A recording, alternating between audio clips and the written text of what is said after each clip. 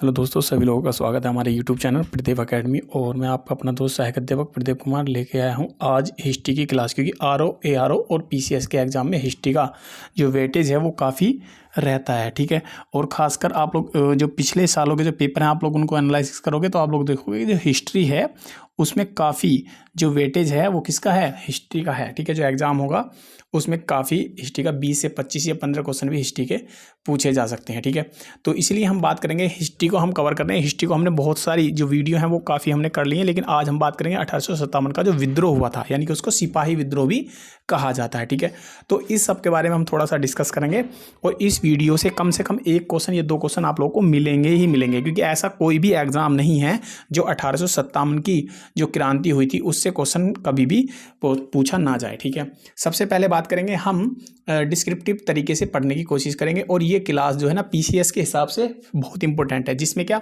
आप लोग ऑप्शनल मतलब जो सब्जेक्टिव है, ठीक है, क्या है सब्जेक्टिव वाइज जो है क्या आप लोग इसको लिख भी सकते हैं कि कारण क्या है क्या नहीं है, क्या कारण मतलब पूरा लिखित में, यानी कि जो मेन एग्जाम है उसमें भी इस जो 1857 की जो क्रांति है इस टॉपिक से जो हमारा मेन एग्जाम होगा पीसीएस का, अगर उसमें भी क्वेश्चन आ गया तो उसको भी आप लोग हैंडल कर पाओगे। ठीक है, लिख पाओगे। इस तरह से इस वीडियो में मैंने नोट्स बनाए हैं। ठीक, चलिए बात करेंगे कि सिपाही विद्रोह के कारण क्या क्या थे। सबसे पहले कोई एक मतलब तात्कालिक कारण तो वो था बंदूक वाला। ठीक है, लेकिन इसमें क्या था, अलग अलग तरीके के कारण थे। क्या था, जैसे शासक या राजा के हिसाब से क्या कारण थे और जमींदारों के हिसाब से क्या कारण थे। ठीक है, समाज का जो रूढ़िवादी जो वर्ग था उनके लिए भी, उनकी वजह से भी ये कारण बना था, और कुछ किसान और कुछ जनजाति भी थी। तो ये 4 तरीके से क्या है हमारा इनका कारण था। जो हमारा सिपाही विद्रोह 1857 में जो हमारा विद्रोह हुआ था, उनके 4 प्रमुख जो वर्ग थे उनकी वजह से हुआ था, यानी कि ये इनका भी कारण था, इनका भी कारण था। मतलब ऐसा समझो जैसे क्या कोई चीज़ें दबी हुई थी लेकिन वो गुस्सा निकल नहीं रहा था, तो उसमें क्या है एक सैनिक विद्रोह, यानी कि जो हमारा बीच में सैनिकों के द्वारा उसका जो विरोध किया गया था, जो राइफल जो बंदूक थी, लेकिन गुस्से तो अलग अलग वर्ग भी थे। ठीक है, लेकिन वहाँ वो तात्कालिक कारण था। अब इसमें क्या राजा क्या था, जैसे सहायक संधि थी और व्यापक गत की जो सिद्धांत था। व्यापक गत का मतलब हड़प नीति वगैरह वाली जो सिद्धांत थे। सहायक संधियाँ जो थी, राजा क्यों परेशान थे, क्योंकि राजाओं से सहायक संधि काफ़ी करी हुई थी और उनके जो राज्य थे वो हड़प लिए थे, इसलिए क्या है राजाओं को भी ये क्रांति में भाग लेना पड़ा था। तो ये एक कारण था। ठीक है, जमींदारों के तो बात आप करें तो समय समय पर क्या है जो राजस्व कर थे वो बढ़ते चले गए, और रूढ़िवादी वर्ग इसलिए परेशान था क्योंकि जो रूढ़िवादिता थी हमारे समाज में, जो अंग्रेजों ने आने के बाद उसको बदला था। रूढ़िवादी जैसे सती प्रथा, दास प्रथा, इनका अंत कर दिया था, इनको बदल दिया था, तो वो समाज को जो परेशान हो गए थे। ठीक है, और किसान ये इसीलिए थे क्योंकि इन पे बहुत सारे जो मतलब टैक्सेज लगाए थे और नई नई नीति थी, तो इस वजह से किसान लोग भी परेशान थे। ठीक, आगे बात करेंगे, आप लोग इस चीज़ से थोड़ा सा अंदाजा होगा और आप लोग थोड़ा थोड़ा समझ चुके होंगे कि कहाँ कहाँ बातें चल रही हैं। ठीक है, इन सिद्धांतों का जो प्रयोग करके क्या है ब्रिटिश राज ने जो शासकों की जो स्थिति को लेकर क्या कमजोर किया था। कौन सा, जो मैंने अभी आप लोगों को बताया कि व्यापक गत की जो नीति थी और जो हमारी जो संधि वगैरह थी, ठीक है, उन सबको लेके, ठीक है, उनकी गद्दी छीन ली गई और राजा और शासकों ने अंग्रेजी शासक के खिलाफ क्या असंतोष बढ़ा दिया। तो ये किसकी बात थी, राजा और किसकी, इसकी राजा और शासक की। ठीक है, राजा और शासक के द्वारा ये विद्रोह इसलिए किया गया। ठीक है, डलहौजी ने व्यापकगत सिद्धांत के कारण क्या अनेक मतलब राजा हड़प लिए। राजा हड़प लेगा क्या था, डलहौजी के द्वारा जो व्यापकगत जो सिद्धांत था, इसका मतलब ये था कि जिस राजा के पास उसका ओरिजिनल मतलब यह है कि उसका जो वंश था, ठीक है, यानी कि वो मतलब गोद लिया हो ना हो, जैसे शासकों के खुद का पुत्र। ये ध्यान से समझेंगे, ये जो है ना नीति आप लोगों को बहुत परेशान करेगी, क्योंकि कुछ लोगों को पता नहीं था कि ये कौन सी नीति होती है। तो इसमें क्या शासकों का खुद का जो पुत्र था, यानी कि राजवंश उत्तराधिकारी नहीं होगा। इसका मतलब जो है कि जो राजा थे अगर उनका खुद का पुत्र था, ठीक है, खुद से पुत्र था, यानी कि उनका सगा पुत्र था, तो वो ही उसका राजा बनेगा। अगर ऐसा पुत्र नहीं था तो उसका उत्तराधिकारी नहीं होगा। तो ये क्या है, उसका जो राजवंश है वो क्या है, हड़प लिया गया।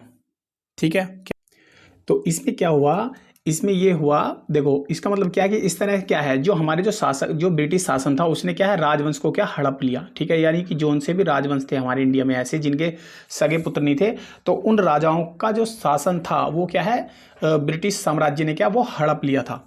आगे बात करेंगे कि विलय, कुछ विलय की नीति भी थी। क्या थी विलय की नीति, अभी मोटे मोटे चीज़ें आप लोगों को मैं जो फॉर्मेट था या 1857 की जो क्रांति थी वो फॉर्मेट किस तरह बढ़ा उससे पहले की कहानी चल रही है अभी, जो क्या आप लोगों को इस वीडियो से बहुत अच्छे से समझ में आ जाएगा।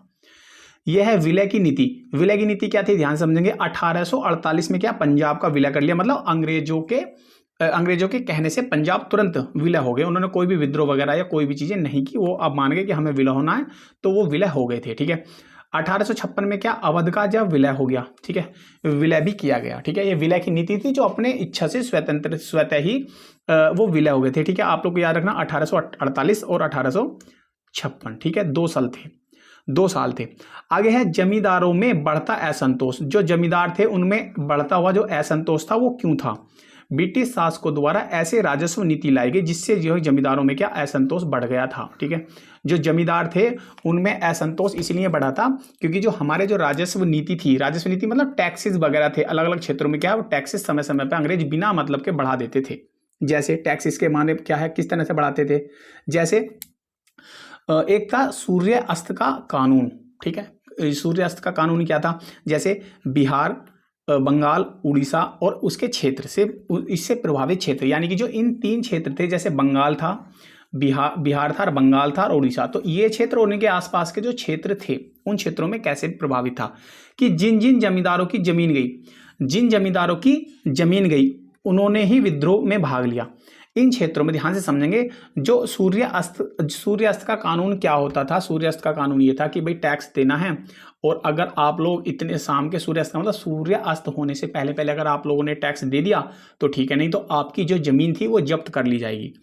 तो इस कानून के अंदर, यानी जो सूर्यास्त था, इस कानून के अंदर जो कुछ जमींदार थे उनकी जमीन चली गई थी, क्योंकि वो विद्रोह मतलब जमीन चली गई थी, क्योंकि वो क्या था, सूर्यास्त का कानून का पालन नहीं कर पाए थे अंग्रेजों के द्वारा जो चलाया गया था, और इस वजह से क्या है उनकी जमीन चली गई। तो इस वजह से क्या कि सिर्फ वो ही जमींदार, उन्हीं जमींदारों ने क्या विद्रोह किया जिनकी जमीन चली गई थी इस नियम के तहत। ठीक है, दक्षिण भारत के जमींदारों ने भाग नहीं लिया। क्वेश्चन यहां से पूछ सकता है किन जमींदारों ने भाग नहीं लिया था 1857 की क्रांति में, तो वो किन लोगों ने नहीं लिया, वो नहीं लिया था दक्षिण भारत के जो जमींदार थे, उन लोगों ने भाग नहीं लिया था। ठीक है, आगे है कि समाज का रूढ़िवादी वर्ग क्या था। जो समाज का जो रूढ़िवादी वर्ग था वो क्या चीज था।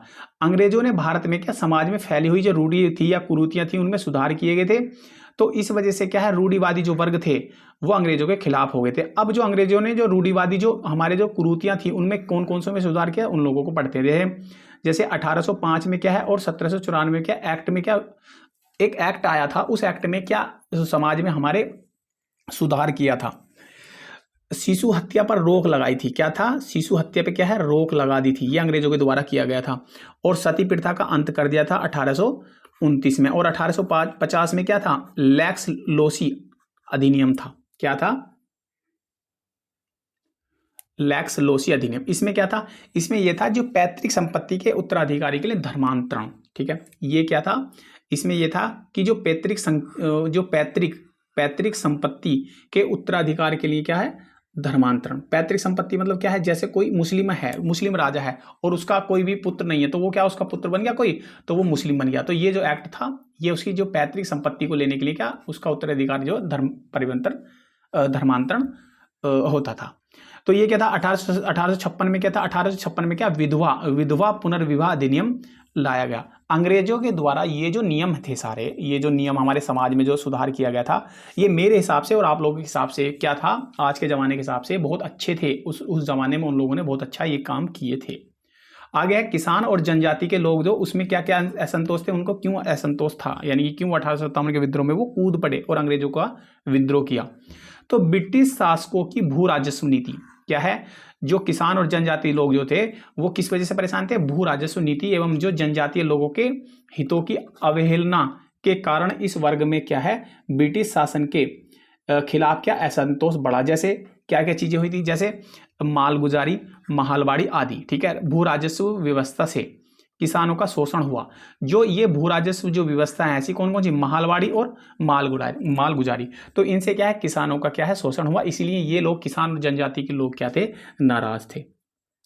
और सिपाहियों के बीच में क्या था, सिपाहियों के बीच में भी असंतोष था। क्यों था, क्योंकि सिपाही या सेना मूलतः वेतन भोगी या किराए पर रखे जाते थे। भाई सिपाही कहाँ रखे जाएंगे, या तो वेतन भोगी रखे जाएंगे, मतलब वेतन चाहिए, या उन्हें किराया चाहिए। भाई इस कौन सैनिक में कौन भर्ती होता है जिससे पैसे की जरूरत होती है। फिर ब्रिटिश राज के आने के बाद क्या परिवर्तन आया, ठीक है। जो ब्रिटिश राज था उसके टाइम में क्या वो मतलब परिवर्तन आया। कैसे? दो तरह की राजा, एक तो ब्रिटिश सेना थी और एक क्या है परंपरागत राजा की सेना, दो तरह की सेना बढ़ गई थी बाद में। तो ब्रिटिश सेना क्या था? ब्रिटिश सेना को क्या मिलता था? अच्छा भोजन मिलता था। जो ब्रिटिश सेना में रहता था उनको अच्छा भोजन मिलता था, अच्छे हथियार मिलते थे और अच्छा वेतन भी मिलता था।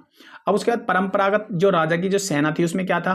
वर्णाश्रम व्यवस्था पर आधारित था। मतलब वर्ण मतलब कैसे? जैसे ब्राह्मण होते थे, क्षत्रिय होते थे और उसके बाद ब्राह्मण, क्षत्रिय, वैश्य और शूद्र।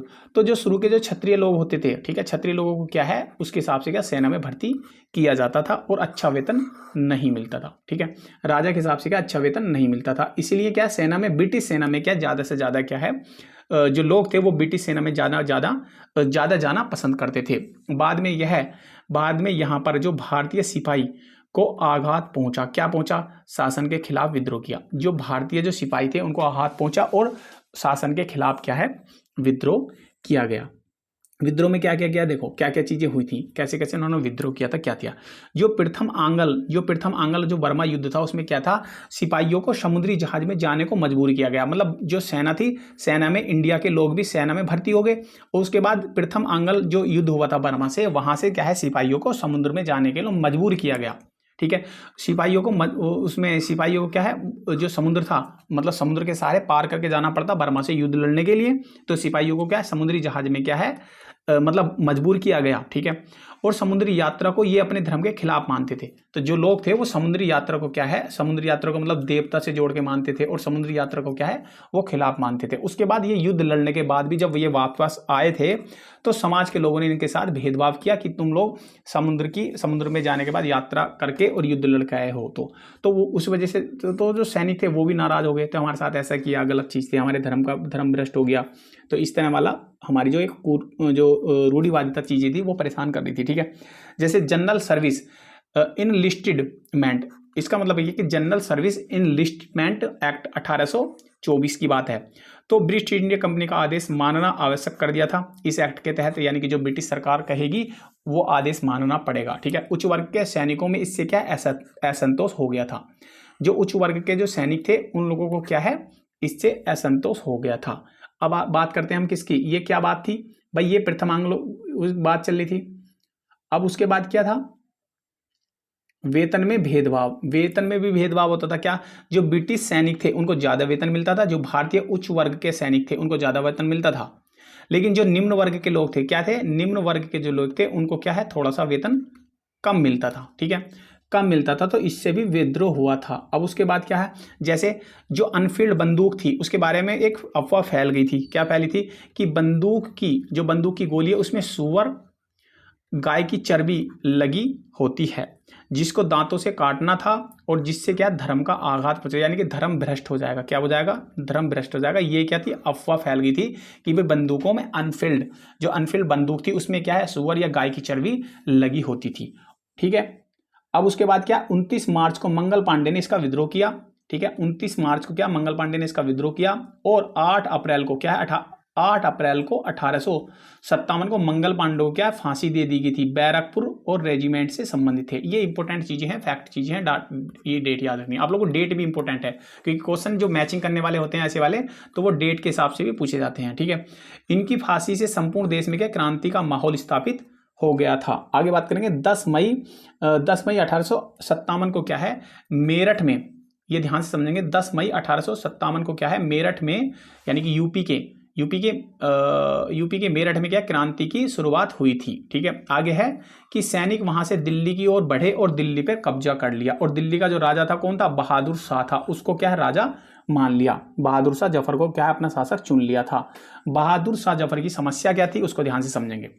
समस्या क्या थी उसकी समस्या ये थी कि डलहौजी ने घोषणा की थी कि इसके बाद बहादुर शाह, किसके बाद? बहादुर शाह के बाद कोई भी मुगल शासक नहीं था। तो इसकी समस्या ये थी भाई, ये सोच रहा था हम राजा हैं, लेकिन डलहौजी ने कह दिया कि कोई भी राजा नहीं होगा, तो ये भी इसकी भी समस्या थी, ठीक है। आगे क्या? कैनिंग ने घोषणा की थी कि बहादुर शाह जफर की मृत्यु के बाद मुगल यानी कि लाल किले में नहीं रहेगा। बात यह है जो कैनिंग ने घोषणा कर दी थी कि बहादुर शाह जफर जो है बहादुर शाह जफर की मृत्यु के बाद जो भी मुगल बनेगा वो कहीं भी लाल किले में नहीं रहेगा, यह ब्रिटिश के अधीन आ जाएगा। इन्होंने पहले से ही घोषणा कर दी थी। तो वहां क्या था, बहादुर शाह जफर जो ब्रिटिश साम्राज्य था उनसे भी नाराज था। ठीक है, तो इसकी ये समस्या थी। ठीक है, तो उसके बाद है कि जो इनके बेटों को पेंशन देंगे, ठीक है, जो बाद में वो कहेंगे कि लाल किले में नहीं बैठेगा, लाल किले में नहीं रहेगा, लेकिन बेटे को उसको क्या पेंशन देंगे, वह सीमित रहेगी। जो उसको पेंशन मिलेगी, जो उसके बेटे को क्या पेंशन मिलेगी, वो क्या सीमित रहेगी। ठीक है, यानी कि फिक्स रहेगी, कभी समय के अनुसार बढ़ेगी नहीं।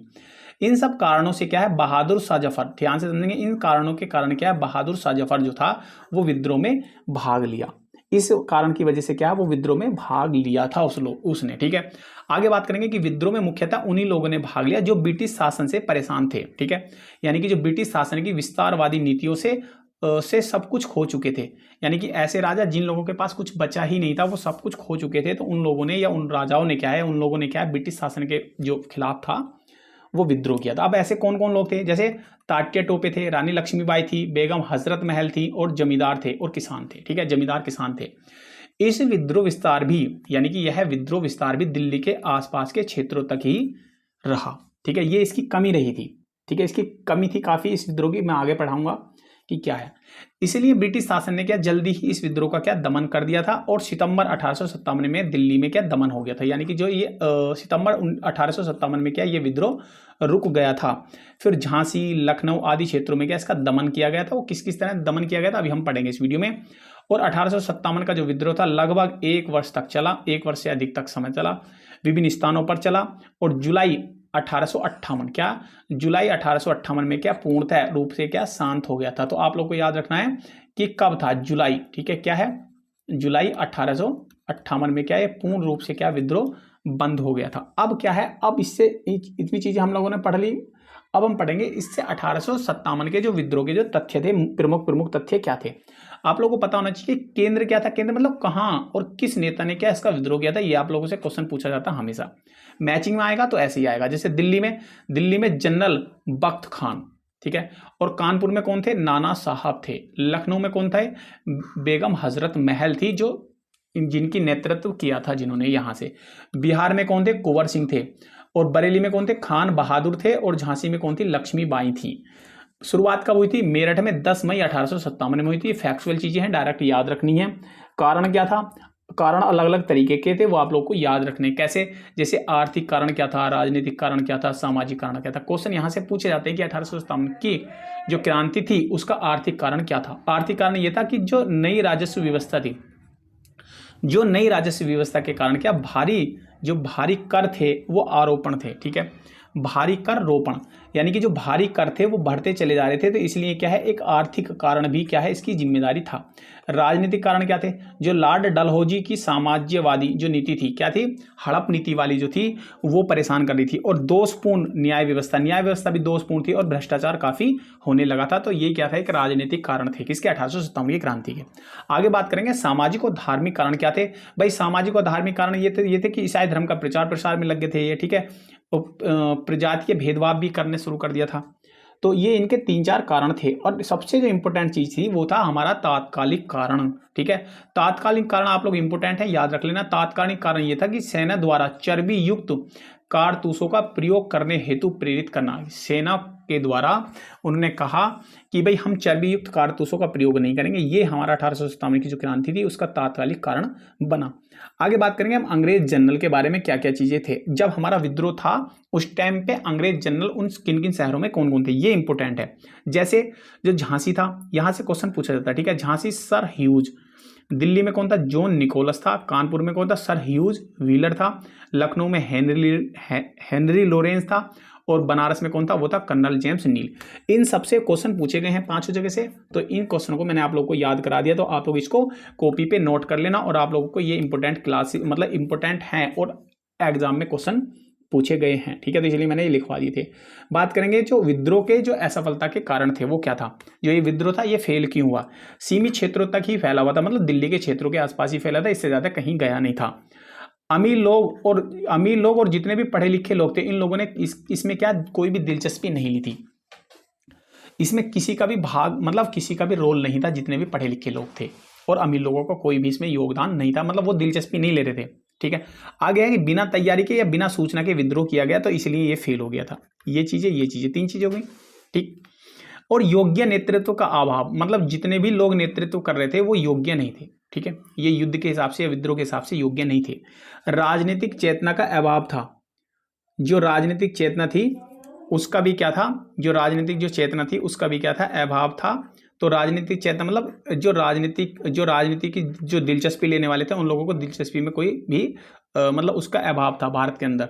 संसाधनों का अभाव था, संसाधनों का अभाव ये था मतलब वहाँ कोई भी एक दूसरे से दूसरे के पास जाने का या कोई भी सूचना पहुँचाने का इतना बढ़िया साधन नहीं था, तो संसाधनों का क्या अभाव भी इसका प्रमुख कारण था।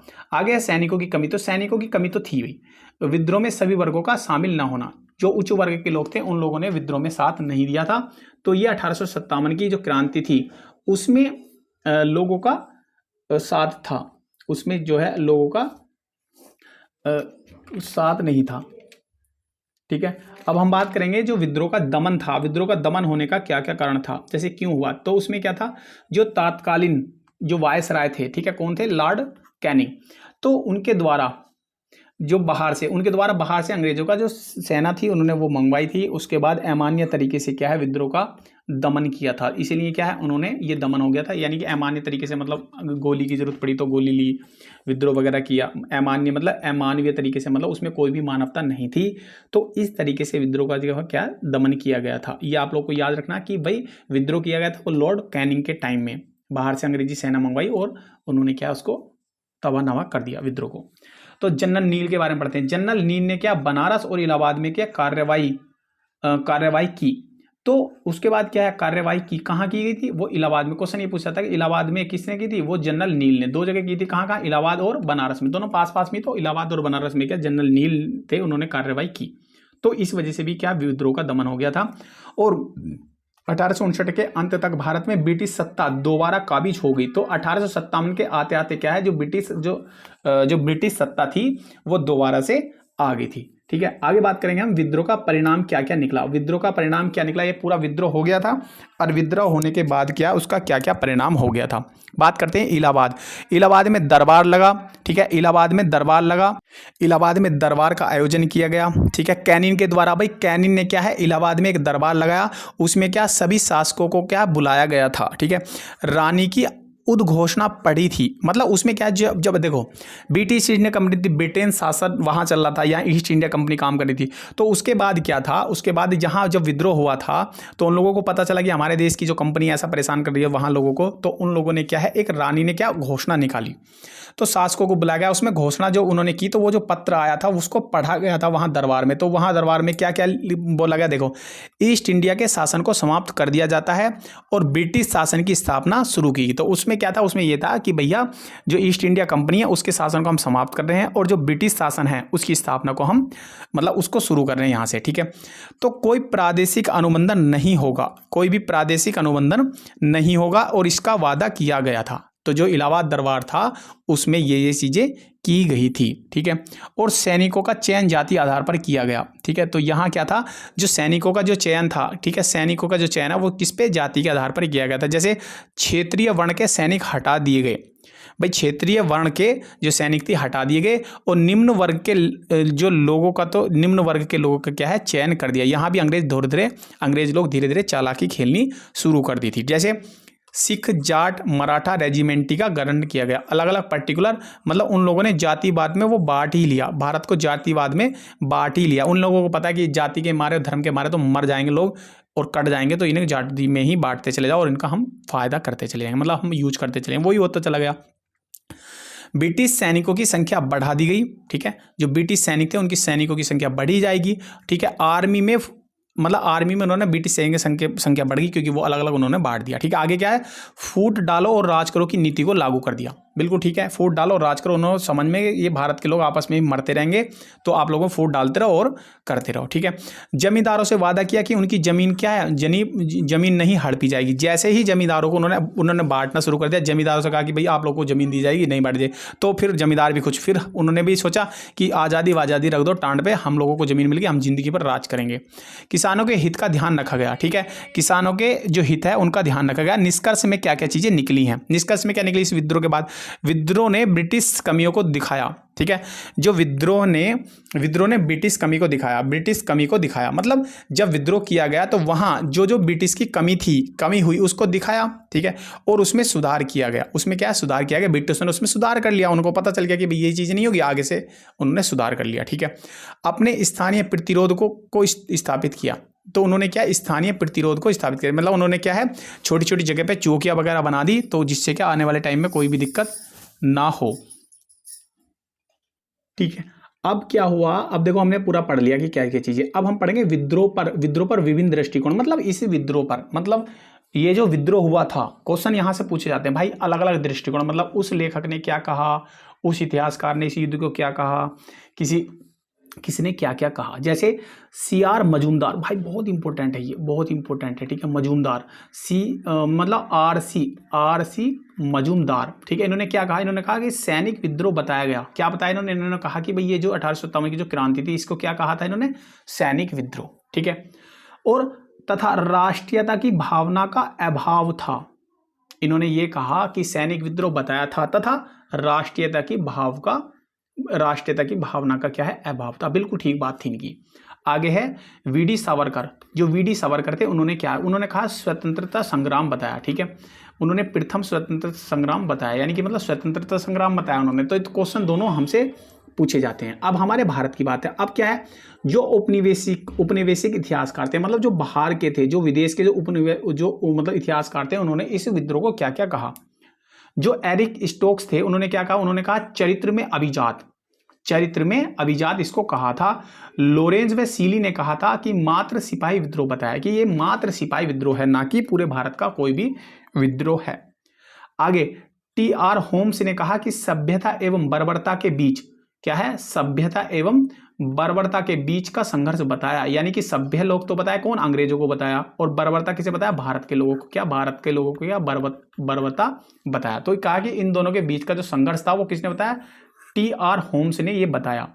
सिर्फ VD सावरकर ने 1857 के विद्रोह को स्वतंत्रता संग्राम बताया, बिल्कुल ठीक है, और किसी ने भी कोई भी बात नहीं बताई थी। आगे बात करते हैं हम किसके, मार्क्सवाद जो इतिहासकार थे, उन्होंने क्या बताया। मार्क्सवाद इतिहासकारों ने 1857 के विद्रोह को सैनिक और किसान दोनों मिक्स, यानी कि सैनिक और किसान का संयुक्त लोकतांत्रिक संघर्ष बताया था। तो भाई आज की वीडियो में मैंने आप लोगों को 1857 की क्रांति से जो चीजें बन सकती हैं, मतलब मेन एग्जाम में या प्री के एग्जाम में, RO ARO और UP PCS जितने भी एग्जाम होंगे, उन सब के लिए मैं गारंटी के साथ दावा कर सकता हूं कि इससे बाहर इससे क्वेश्चन नहीं बनेगा। और आप लोग घटना चक्र की किताब अगर उठाओगे और वहां अगर लोग प्रीवियस ईयर क्वेश्चन पेपर देखोगे तो सारे इस वीडियो से कवर हो जाएंगे, सारे के सारे इस वीडियो से कवर हो जाएंगे, ठीक है। तो जिन लोगों ने अभी तक चैनल को सब्सक्राइब नहीं किया है, प्लीज़ वो चैनल को सब्सक्राइब कर लें और बेल आइकन को भी दबाएं, ठीक है। सारी हिस्ट्री की वीडियो आप लोग देख सकते हैं, प्ले लिस्ट में जाएंगे और मॉडर्न हिस्ट्री या RO ARO का जो GS वाला जो प्ले लिस्ट बना हुआ है, वहाँ से आप लोग सारी वीडियो देख सकते हैं। और हम अभी फिलहाल क्योंकि RO ARO और PCS के एग्जाम में जो हिस्ट्री है उसका वेटेज काफ़ी होता है, तो अभी हम शुरू में पहले मॉडर्न हिस्ट्री को पूरा कवर करेंगे और उसके बाद अगली वीडियो बनानी शुरू करेंगे, ठीक है। तो अभी तक चैनल को सब्सक्राइब भी कर लेना जिन लोगों ने सब्सक्राइब को नहीं किया। और बात ये हिंदी, अब हिंदी की बात करते हैं। हिंदी में 6 टॉपिक आएंगे, 60 क्वेश्चन आएंगे, एक टॉपिक से 10 क्वेश्चन आएंगे। जैसे क्या, मान लो समास है, पर्यायवाची, विलोम शब्द। तो अभी एक वीडियो में हमने RO ARO के लिए क्या है एक वीडियो बनाई है, जिसमें क्या है हम RO के जो प्रीवियस ईयर क्वेश्चन पेपर हैं उनमें अगर हमारा विलोम शब्द, जितने भी विलोम शब्द से संबंधित क्वेश्चन आए हैं उनको हमने कवर किया है। अभी एक वीडियो बनाई है, अभी विलोम शब्द की हम मतलब 2 या 3 वीडियो और बनाएंगे, मतलब 1-2 वीडियो और बनाएंगे। उस 2 वीडियो में क्या पूरे कंप्लीट जो RO ARO जो प्रीवियस ईयर क्वेश्चन पेपर में विलोम शब्द आए हैं उनको कवर कर लेंगे। तो वहां जाके आप लोग उसको प्ले लिस्ट से देख लेना, ठीक है। तो चलिए मिलते हैं फिर नेक्स्ट वीडियो में, तब तक के लिए धन्यवाद।